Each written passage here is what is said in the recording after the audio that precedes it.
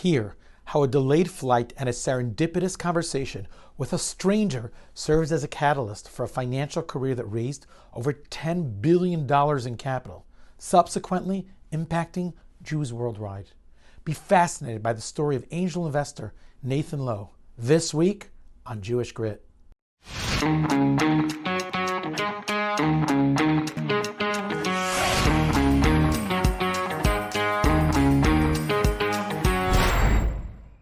Nathan, welcome to the podcast. Thank you. So you graduate Harvard University and you start with a pretty mediocre job, if I'm not mistaken. And fast forward a bunch of years, you've raised $10 billion of equity, maybe even more. How does a guy get from 0 to 60? A lot of fortuitous events, which I now realize are divine, but at the beginning I didn't realize that they were divine. Fortuitous meetings, fortuitous help, fortuitous mentors. Every step was pre-planned, but I didn't realize it at the time.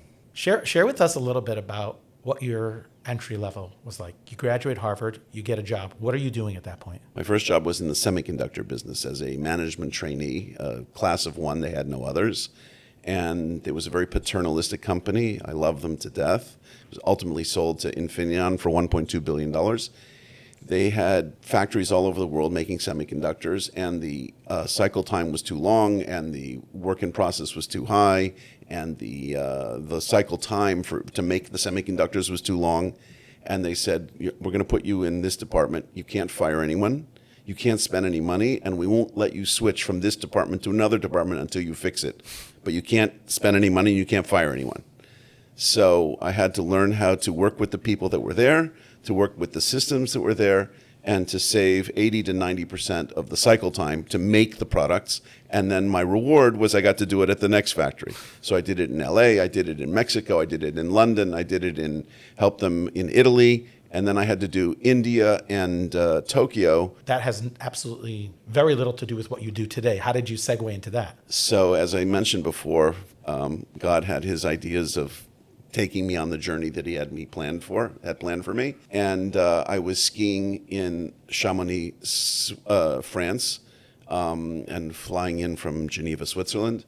And the plane was delayed. And I'm standing next to a guy, and he's telling me what he does and what I do. And I started telling him, I've been investing in the stock market since I'm 14, blah, blah, blah. He said, well, I think you should come interview at my company. I said, I don't know. And he was working at Salomon Brothers, which was the hottest company in the 80s by far. I go to interview with his boss, and they make me an offer. The offer is then contingent on two things. One, my taking an 80% pay cut. And number two, going to New York and having what they now call a super day. That is these interviews from 8 in the morning till 5 in the afternoon. And he calls me the next day. He said, could you sleep last night? I said, no. He said, okay, so then you got to go to New York and get everybody to approve you. So I go to New York, have the whole day of the interviews, and at 5 o'clock, they come in and they say, we've decided to extend you an offer. You have 5 minutes to accept. Wow. If you don't accept now, the offer is rescinded. So forever rest your peace. So I accepted the offer, took the 80% pay cut, and went to work at Salomon Brothers in the training class that Michael Lewis was in as well. He was the art history major from Princeton. I was the American history major, and we wiped the floor with the MBAs. Why did you take an 80% salary cut? It was like an investment? In retrospect, say it was an investment. Salomon Brothers was the hottest firm in the world in the 80s. And the idea that I would be able to get a training program from them for 5 months was of great interest to me. So I just decided to do it. I was 24 years old and just thought that this was a great opportunity that had literally fallen in my lap. Was it commission-based? No, not at all. Salomon Brothers didn't ever pay anybody commissions. You had your salary and you had your bonus. The bonus was subjective by your boss, and in your first 2 years, your bonus was fixed. So how did you do at Salomon? So I made $300 million trading for them in the first year. And not too shoddy. And they paid me a $6,000 statutory bonus on top of my $42,000 salary.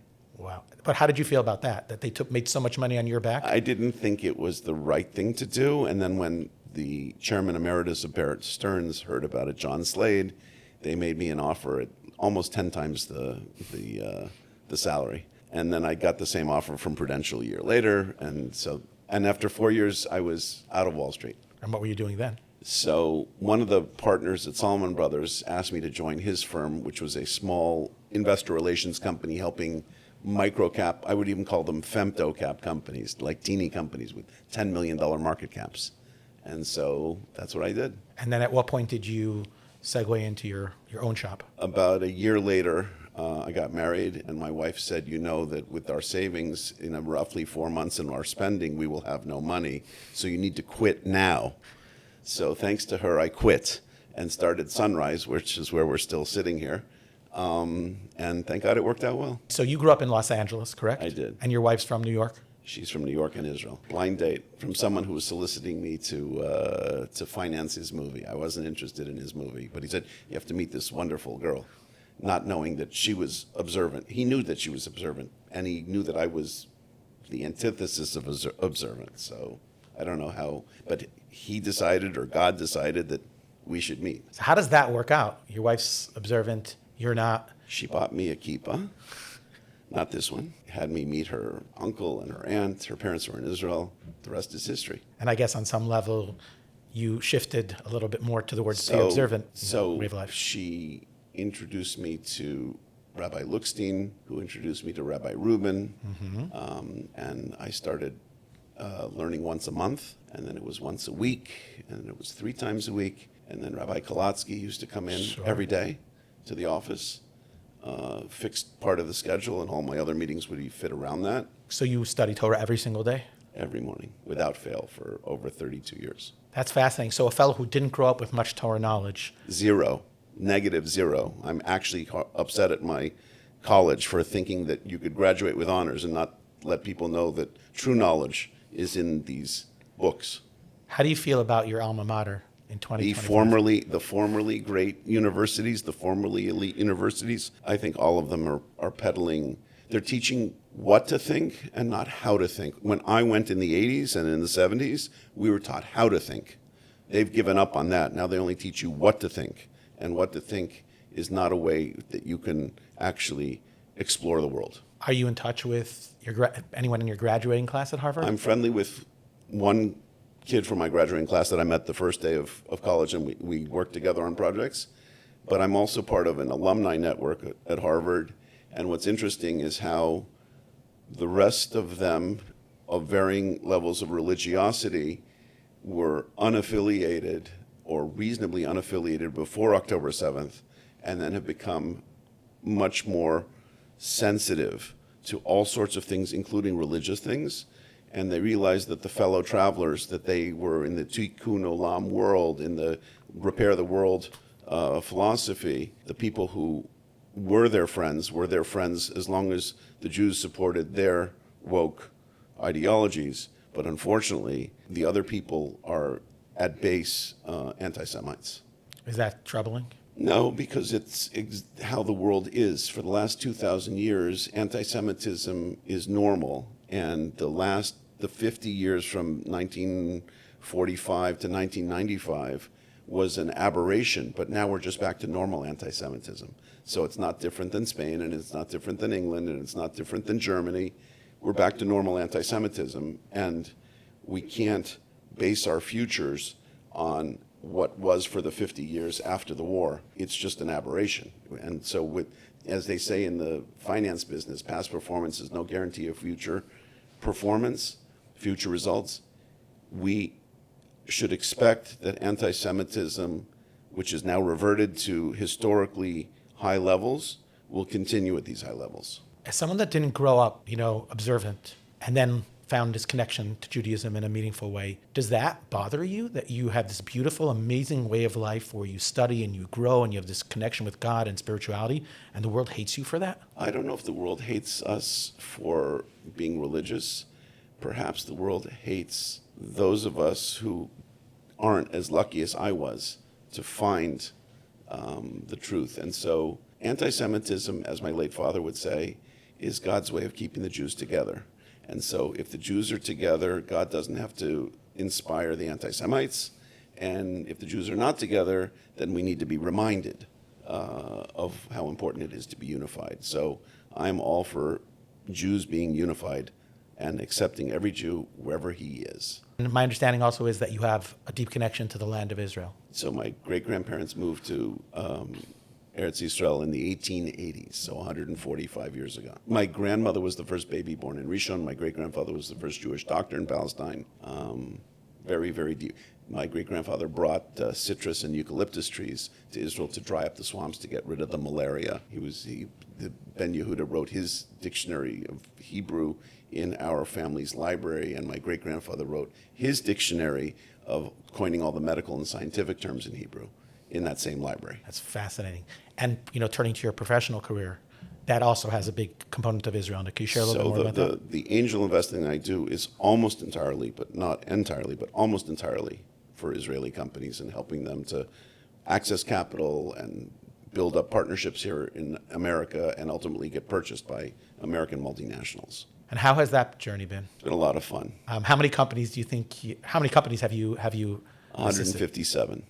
And how many of them are flourishing? Well, let's say, first of all, 87 of them have failed. Let's talk about the failures. This is Jewish grit, after all, right? And the companies that fail typically fail because they run out of capital. And they run out of capital for different reasons, mainly because some of the entrepreneurs think they know better than the market. When the market punches you in the nose, you're supposed to pivot. But some engineers think that they know better, and as a result, they wait for the market to correct itself, which it doesn't, and they run out of runway. 37 of the companies have exited, thank God, and the others are en route to exiting. So it's been a very interesting time. That's an amazing statistic. It's higher than average. How are you hedging your bets a little bit better than everybody else? What's your edge? It took a long time to evolve. The first 15 years of the angel investing, I'd say 27% of the companies exited. More recently, we're running at 60 or 70% of the companies exiting, which is a better percentage, to which I ascribe three things. One, I pick better entrepreneurs. And the secret to those entrepreneurs being better is what we talked about before about the market punching you in the nose. And so the idea is that if the entrepreneur, assuming that they have a good product and they have intellectual property and they have a good total available market and they have all the things you're supposed to have, the most important thing is modesty. If the entrepreneur is modest, when the market punches him in the nose, he will pivot, he or she will pivot. If they are arrogant, they will not pivot and they will run out of money, which is what happened to 73% of the companies in the first go-round of my angel investing. The second thing is I'm investing ever so slightly later, not appreciably later, but slightly later.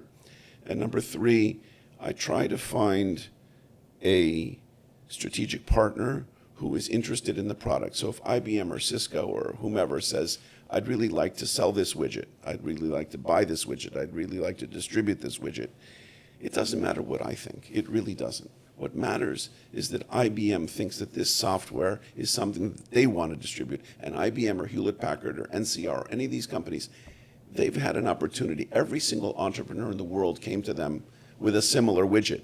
And if they chose this widget, then that's the due diligence that I need, in addition to their being modest, in addition to their having all the right characteristics.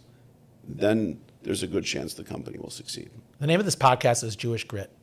And we talk to many different people, many different types, many different stripes. And we ask them, share with us a moment of Jewish grit. Could you think back in your career at some point where you had a really challenging moment and it took a lot of grit and determination to pull out? I think the toughest grit we had was with one of our children who unfortunately had cancer when he was 4 and 5 years old. Thank God he's fine now. But for 9 months, I really didn't work.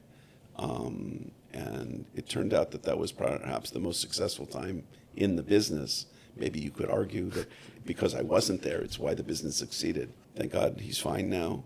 But it was a 9-month period in which I did some very deep introspection and came through that period a much more observant person, and it had wonderful effects on everybody in the family. And I think cancer is a very clarifying condition. The people who are your good friends become better friends, and the people who are not your good friends, they disappear. Cancer serves to purify and clarify all of your relationships. Your relationship with God, your relationship with your spouse, your relationship with your children, your relationship with your friends. Is that why you're involved with Bike for Chai and you bike all the way up to the Catskills? How is it, 100-something miles? So I did 157 miles. Some people that didn't mind the rain did 182 miles. The rain was very heavy, so I stopped a little early. And by doing so, you're raising funds for cancer kids. And so half the kids are cancer kids and half the kids are developmentally challenged, very serious handicaps. Looking back at many decades of a successful professional career, also as a successful career in really helping the Jewish people, what do you think is that secret ingredient? What's the special sauce for success? Realizing that the Torah is not a bill of rights like the Constitution, but a bill of responsibilities. And so when you decide that you exist in this world only to help others, helping your parents, helping your spouse, helping your children, helping your grandchildren, helping your coworkers, helping your friends, helping Jewish people you've never met before, when you realize that God put you on this earth only to help others, you've succeeded. But doesn't that take you out of the equation? You are the actor. You're the person that God decided was the one that needed to do this, whether it's helping the little old lady cross the street or helping to create opportunities for handicapped children in Israel. I've been the president or chairman or now chairman emeritus of Shalva. I always say when you take care of God's children, He makes sure your children are taken care of. So to that end, when the Madoff scandal hit, I got a frantic call from Israel. What's going to be with our donors? Because it decimated the Jewish philanthropy world. I said, I'll get back to you. And 2 days later, I called back and I said, you're not going to believe this, but only one of our donors was affected, and it was only 1% of his net worth. And you were worried about the Shalva children. It's the other way around. The Shalva children are what protected all of our donors. And we had thousands of donors in the Jewish community here in the tri-state area who should have been affected very greatly by the Madoff scandal, and they were protected because of the tzedakah, the charity that they gave to Shalva. Most of our viewership are young professionals, people in their early 20s, mid-20s. Some are older, some are younger. And all of them want to be... They're all 20s at heart. Correct. All of them want to be successful. What would you tell your 20-year-old self if you had an opportunity to have a conversation with yourself today? That I wished I had been afforded the opportunity to become observant earlier in my life. I wish that I had the opportunity to go to yeshiva, which I never had.